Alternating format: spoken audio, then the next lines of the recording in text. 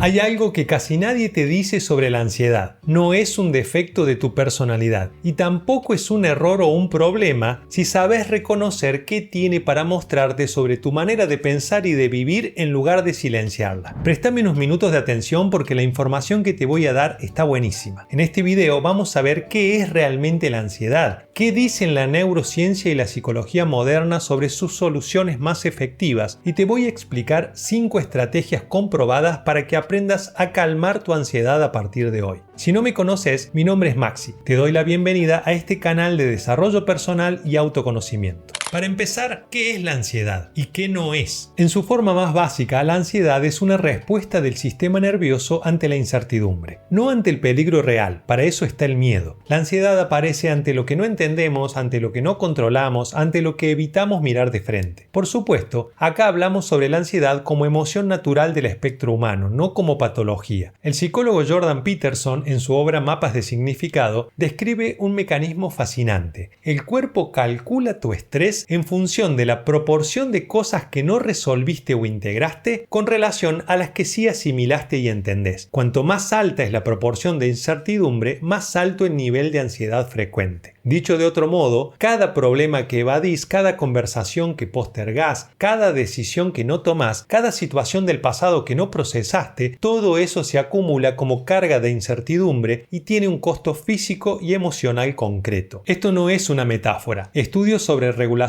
emocional muestran que ignorar voluntariamente la preocupación o la tensión interna no reduce la ansiedad, sino que eleva crónicamente el cortisol. La ansiedad es, en esencia, la presión que genera esa evasión. La terapia de aceptación y compromiso desarrollada por Hayes tiene un nombre para esto: evitamiento experiencial. El problema no es la emoción, es el intento de silenciarla. Los estudios también muestran que afrontar los desafíos, por el contrario, activa el sistema de recompensa y reduce el estrés de base. Antes de entrar en las herramientas concretas, hay algo más profundo que tengo que mencionar, porque hay personas que aplican toda clase de técnicas sin éxito para gestionar mejor sus emociones incómodas, y con frecuencia la dificultad está en el paradigma desde el que parten. ¿Qué significa esto? Que cada persona tiene una creencia de fondo, una hipótesis paradigmática sobre cómo funciona el mundo. Es una especie de veredicto implícito sobre la realidad. Hay personas que en el fondo creen, aunque no lo digan con estas palabras, que el mundo es un lugar hostil, que el mal termina ganando, que los esfuerzos no sirven, que las cosas siempre terminan mal. Ese paradigma opera como un filtro permanente sobre toda la experiencia y hace que el sistema nervioso esté en alerta incluso antes de que pase nada. En ese caso, la ansiedad es una reacción lógica. Martin Seligman, pionero de la psicología positiva, demostró en sus investigaciones sobre la indefensión aprendida que nuestra narrativa interna es clave. Quienes atribuyen los problemas a causas permanentes, globales y propias, sufren niveles más altos de ansiedad y enfermedad que quienes los atribuyen a causas transitorias, particulares y externas. No es que su mundo sea peor, es que su interpretación promueve y amplifica el sufrimiento. El paradigma opuesto es la confianza básica, la convicción de que los problemas son temporales y el esfuerzo da frutos. En el coaching integral trabajamos mucho con este nivel profundo de las convicciones personales.